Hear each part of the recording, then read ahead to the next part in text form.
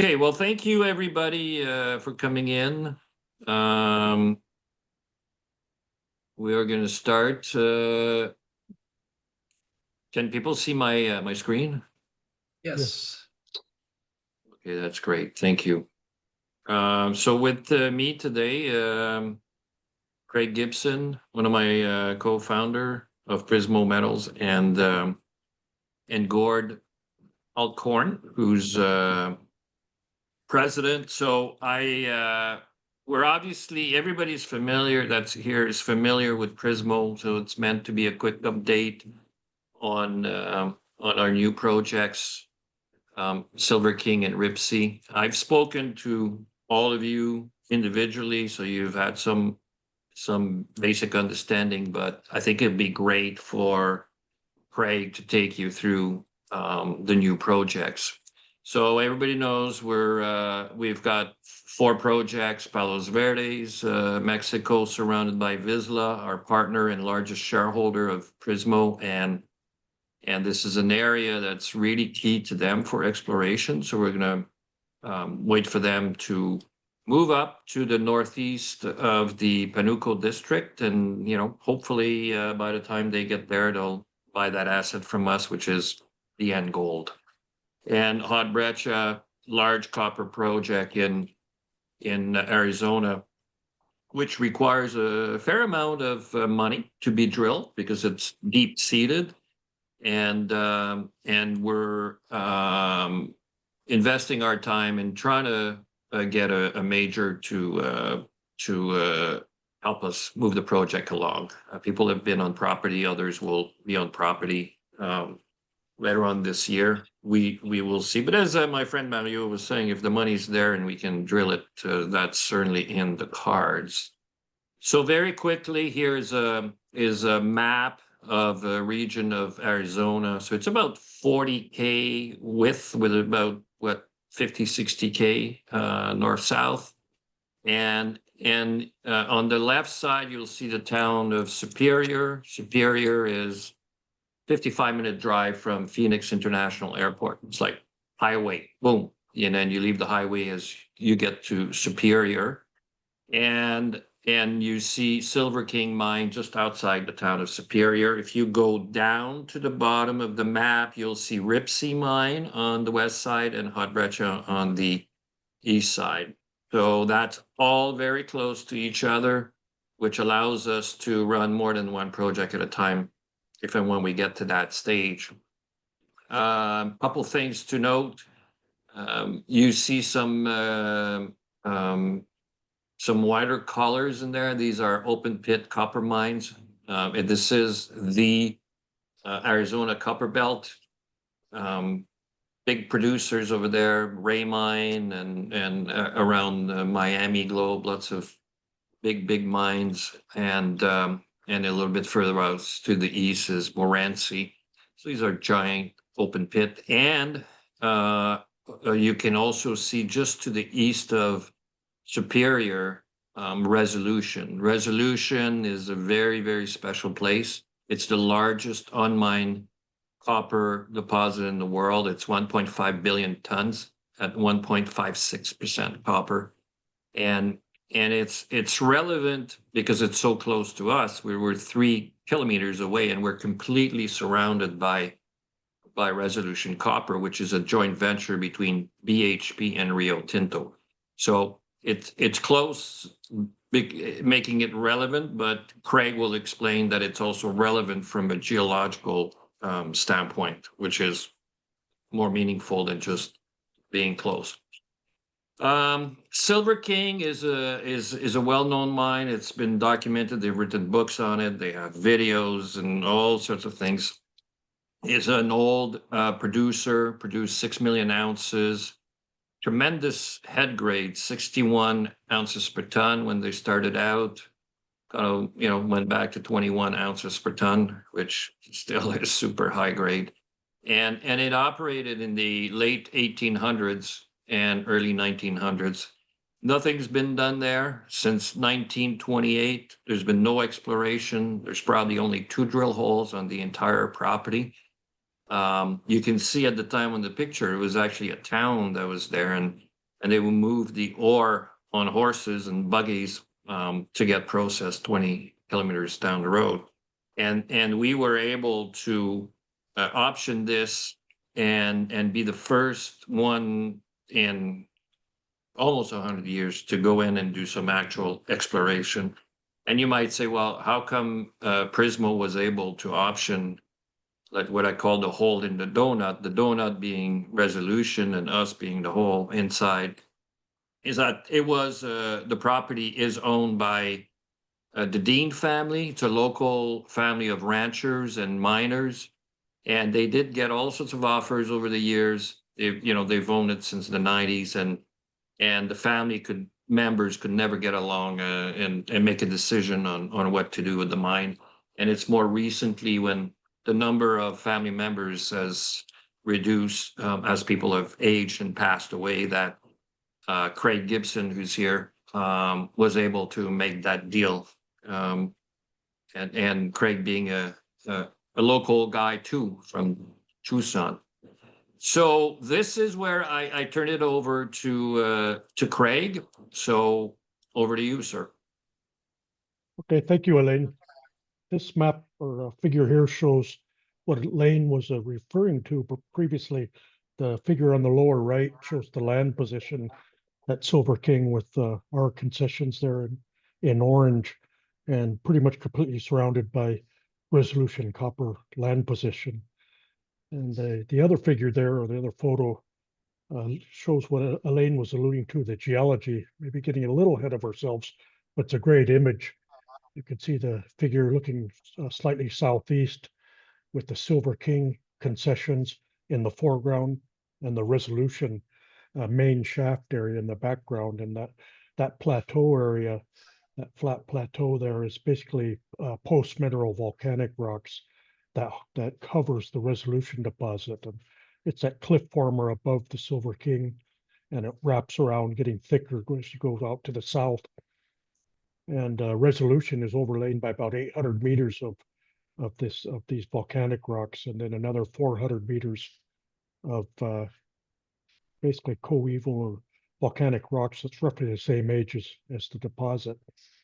But the Silver King deposit is in the same host rocks, but without all that cover, which is pretty important. We have mineralization right at the surface. Can you go to the next one, Elaine? Hold on. Oh, I gotta find this thing here. Oops. There you go. This going back to the same idea with the regional geology. You can see this Google Earth image, town of Superior on the left side, and the red blob there on the right is the surface projection of the footprint of the Resolution deposit. Again, the deposit's about 1.2 kilometers deep to the top of it, and maybe about 2 kilometers to the base of it, of the known mineralization, or at least defined. So it's a pretty deep deposit, again, very large. And the blue area there is interesting because that's where the magma mine, which is the mine that formed Superior, basically Superior formed around the magma mine. It was put into production around 1910, and it operated roughly to about 2000. And so in that 90 years, they worked this mine from the surface to eventually to a depth of 5,000 feet in a series of shafts. And these were limestone replacement deposits and also veins that cut through there. And it was operated by a series of shafts. You can see the number 9 shaft on the right side of the figure, kind of north of Resolution. That was one of the most easternmost workings at Magma Mine, and it was mainly an access and ventilation shaft, I think. But it's important because as the Magma Mine was being worked out, the geologists there decided they were going to look for the source of that, which they thought was probably a porphyry system, as this region is well known for. And they drilled a hole from the bottom of the number 9 shaft and intersected the mineralization at Resolution. Of course, later it was drilled out from both underground and the surface, but that number 9 shaft is the main access right now for Resolution. And you can see Silver King's roughly about 4 kilometers from the actual Resolution deposit. I think that's, definitely in porphyry copper country. The minerals, the alteration that surrounds this region extends into the Silver King land position. And another very important feature is that blue color there is the stratigraphic horizon that's favorable for replacement mineralization at Magma Mine. And that favorable unit wraps around the hill there and occurs on the eastern part of the Silver King land position. So we have some of those same rocks uh, in the land position. We'll talk about that in a minute. Let's go to the next one, Lynn. This is not the best figure for a non-geologist, but we'll have it up there for now. The land position at Silver King is kind of a faint yellowish and orangish lines there. And the Silver King, historic Silver King silver mine is right in the center of the figure there where the label is. There's a couple of shafts there. And the original deposit was a steeply dipping pipe-like body, which plunges about 7 degrees roughly to the west from those shafts. And what you can barely see the glory hole there just to the east of the Silver King mine label. And that glory hole was the surface uh, outcrop of the mineralization, very high grade.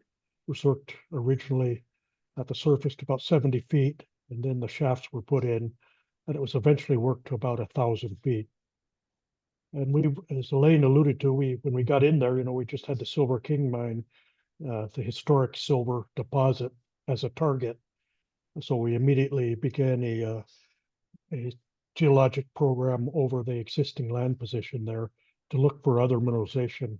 I mean, we know it's there. It's in a very highly mineralized area, but it's really never been explored. Nothing has ever been put down on paper. And very quickly we found a couple of veins there that really haven't been previously described. There were mine workings on them, but no mine names, no information on them. And one I refer to as the polymetallic vein is a kind of a purple or magenta color running northeasterly right in the center of the figure there. There's a very large dump on the southern end of it. It looks like a collapsed adit, and no reference to what this was. I found a stockpile of mineralization there that was really high grade, and I think it's important because it's mineralization that is very similar to the Silver King mineralization itself. So now we have a second target with mineralization that is similar to the historic Silver King mine. And then there's a second vein we identified there. It's kind of in a greenish color, almost east-west, extending from just east of the label for Silver King and running for a few hundred meters. And I just call that the copper vein because it's mainly copper and silver values on it at the surface. There's a series of shafts that were developed on it, fairly large, but again, no real records of that. And these two veins provide us two additional targets right in close to the Silver King mine that we have for future exploration.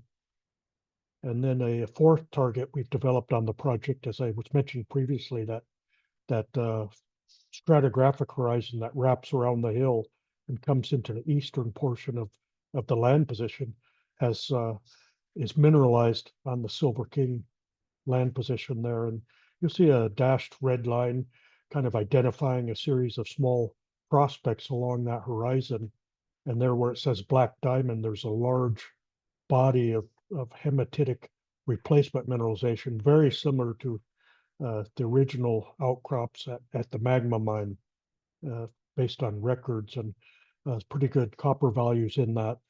So we've got four targets on the land position based on copper, silver, and polymetallic mineralization and other base metals in it, and some gold actually also.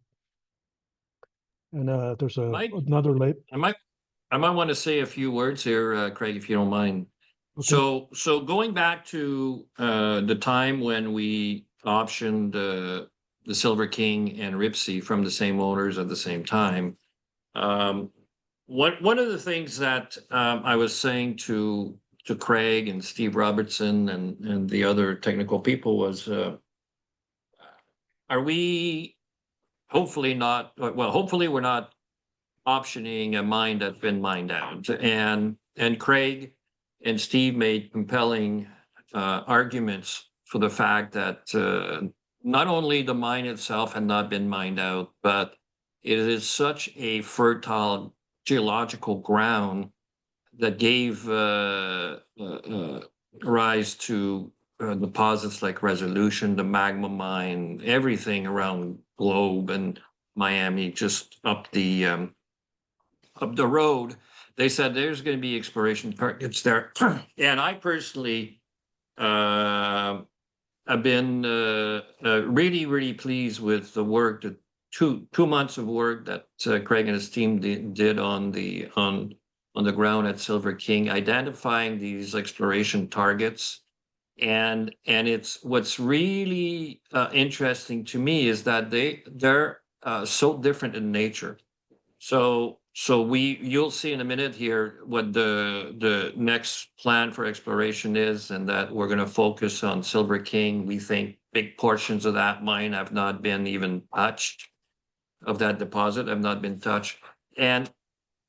But we have this copper porphyry related type mineralization on the east side of the property that by all indication would be related to similar host rocks as magma, which itself has had its source this giant Resolution copper deposit. So it's fertile ground for exploration, and we're about to embark on a drilling campaign, which everybody should follow very closely. Maybe here I'll just go through these, Craig, and I'll turn it over to you. But these are samples that Craig and the team took at Silver King. So the new polymetallic vein, the copper vein that he mentioned, you can see some very, very interesting results. Even the copper replacement zone, tremendous numbers for copper, and then the rich Silver King mine zone results, which are indicative of everything that we have felt in terms of exploration potential. So what are we going to do next? So we are in the process of permitting. So the Forest Services is the permitting entity. It's a federal entity in the area. While the government is shut down, to use the expression, these people still, as of yesterday, were still working. They're not been furloughed. There might be a point where, if the government shutdown continues, that they might have to take a week or two off, but they're still working as of now. And it's a fairly straightforward permitting process, because you're permitting an old mine. And there was a village there was a town there. There are roads everywhere. So it's fairly straightforward. We've been in discussion with the folks in charge of our permit application, and there was a meeting yesterday.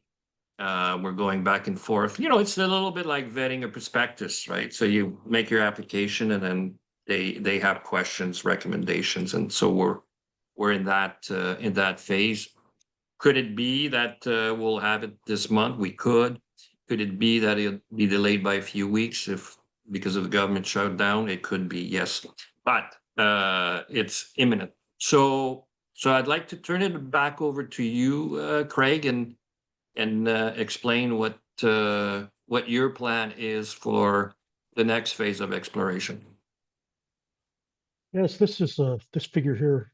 As Elaine said, our original goal in there was to explore the Silver King deposit. That was our main target at the time, and that figure on the right is a longitudinal section through, along the plunge of the deposit, showing it from the surface to about 750 feet depth there. And the deposit was originally mined at a glory hole from the surface to about 70 feet, as shown on there. The outline of this dense stockwork that formed this pipe-like body is shown with the dashed red lines. And we think it was based on historical records that the mining was mainly at that glory hole above 70 feet, and then from about 300 feet down to about 850 feet was most of the mining. And there was a portion there from about 300 feet to the top, bottom of the glory hole that was not extensively mined. And we think that was because there was a mineral in there that was really not amenable to the metallurgy they had at that time in the 1880s. And so we think that's in place. So our original goal was to drill a series of drill holes shown there with the black lines from the surface to cut through the upper part of this pipe-like body. And a secondary target there was to drill adjacent to this body because it's a stockwork zone, and stockworks usually grade out from a more dense stockwork to less stockwork, and that would mean the grade would hopefully fade out, and we still have lower grade mineralization around this dense high grade core. And low grade, you know, for the in the 1880s could be high grade to us now. And again, nothing's ever been done to test that. So that's what our main goal was, to do that at the start. And looking at this figure on the left, as Elaine said, there's a series of drill sites we've uh, put into a permit application shown by the green dots. Again, those are all on the mine site in areas that have been disturbed. You know, no new soil removal or plant removal for those. So we're hoping to have that permit uh, pretty quickly, and hopefully this month if everything goes according to plan. And on this, you also see these other targets we have developed: the polymetallic vein in magenta, the copper vein in green, and the black diamond area with the red blob on the right. And there's actually one other target that I didn't get to on that other figure, just north of black diamond. There's kind of a reddish area on that same concession, and that turns out to be a strongly altered felsic intrusion poking up through younger intrusive rocks. And that looks to me like the upper parts of a porphyry system. You've got strong quartz sericite, pyrite altered, felsic intrusive, cut by a moderate to dense stockwork of quartz pyrite vein. So this looks, it doesn't have much in terms of copper or metal values, really high iron in it, but we think it's indicative of porphyry mineralization in the area. So we're now planning to do a IP survey over the Silver King land position, and that will test this mineralization or alteration around this porphyry uh, plug sticking up through the younger rocks or the older rocks. But then it also will test for the actual cylindrical body at Silver King, and hopefully see what happens at depth there. We know it was mined about roughly 1,000 feet or 300 meters, and it just stopped. We don't know if that was economic, why it was faulted away, anything. We don't know why they stopped mining. So we hopefully get some data that from this IP survey. And I want to add, which is you see on the slide here, that we plan to dewater to the 120 level, just to go in and see. There hasn't been a geologist in that mine since 100 years ago. So Craig has the honor to be the first one in 100 years. But in combination with that, we're also discussing with folks that provide underwater exploration tools. It is such a thing. So hopefully we can send a underwater drone to completely map the flooded mine, and so that's also something that's of interest to us. Help us guide future exploration. Help us guide our drilling, and then I'll say I'm particularly interested in finding out more about the copper potential on the east side of the property. That is patented land, so we don't need anybody's permission to go drill there. But as Craig clearly stated, we got to do some IP on top of that and figure out what's going on. And then we got two more slides, and we can open it up for questions. But so as I said, I didn't want us to option and not a mined out property. We certainly have proven the exploration potential at Silver King in a big way. And we're about to do the same thing here at Ripsey. Ripsey is a gold prospect. It's patented land. We could drill it tomorrow without asking anyone. And the property here, it's an interesting deal. It almost was thrown in with package of Silver King by the family. And so we issued 1 million shares and we paid $10,000 a year, not a month, a year. And we have no expenditures, exploration expenditure minimums. So it's very flexible. We can sit on it for 5 years if we want, but Craig did a little bit of work with his team and has found some pretty compelling indications that it could be an attractive drill prospect. Over to you, Craig. Yeah, again, similar to Silver King, this is a historic producer, not quite as large as Silver King and not nearly as well known. It's got 4 patented claims that cover it. So again, it's patented, and surrounding that, at least mostly surrounding, is BLM ground. So a little bit different for working than the Forest Service. That you can see the vein has a number of workings. There's a series of shafts, 3 main shafts that exploited the vein in the past. It's roughly east-west vein, dipping moderately to the south. And those 3 shafts, the main one right in the middle, is shown in this longitudinal section. We're not sure what the age of this is and how much was done after this, but that shaft is roughly 500 feet deep or 150 meters. So significant working done on it. There's the other 2 shafts are shallower when this was done, and there's some horizontal working and some stoping visible at the surface, and then a couple of tunnels on each end. And originally it was about 400 to 500 meters along strike that we could see these workings, and just a few days of work down there in September, we extended it to about 600 meters along strike. So I think it's going to be a very interesting project. We haven't done a lot, but it's also in the same rocks as the host for the porphyry copper deposits in the region. At this figure here on the right, you can see a drone view looking easterly, and just west of this shot, the land is staked by several companies looking for porphyry copper deposits.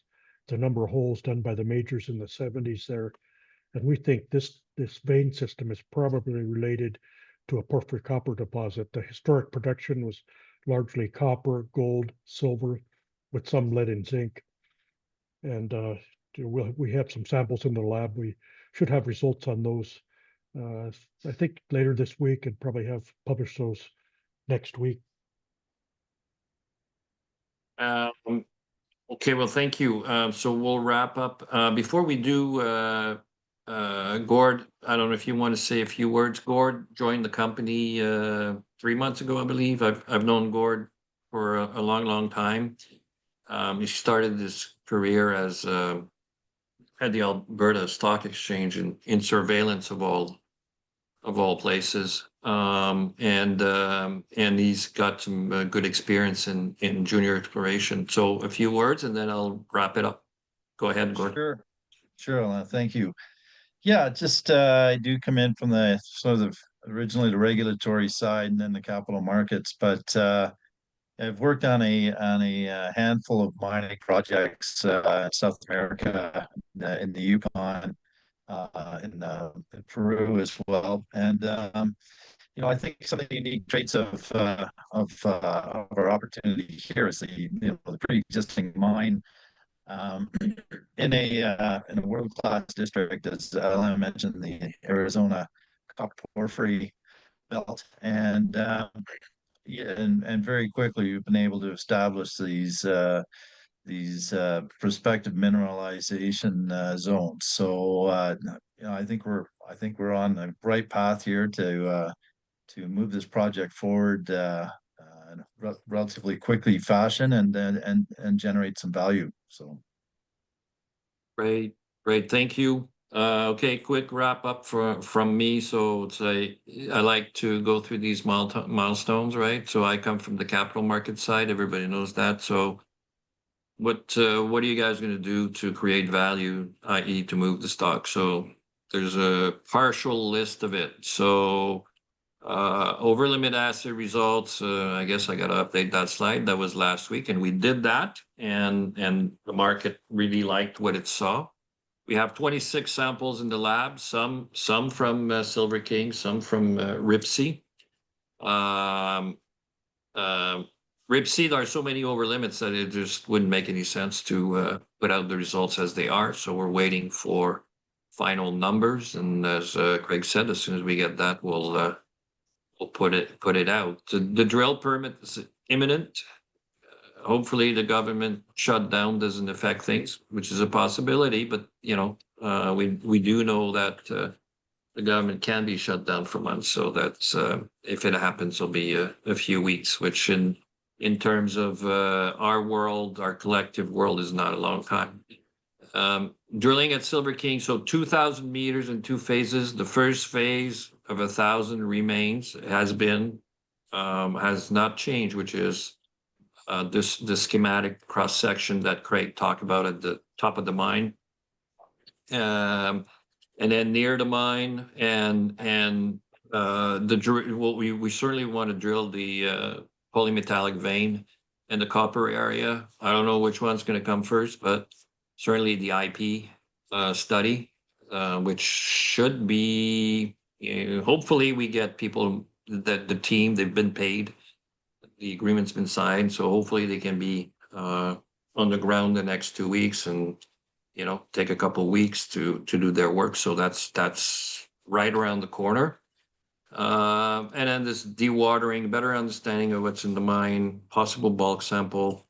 So there's quite a bit of upside and information to be gathered by dewatering, and hopefully the underwater drones affordable. It should be, and hopefully get these people moving at the same time. And then once we get the results from Ripsy, we'll put them out into the market. I think people are going to be pretty excited, and we then we'll put boots on the ground again.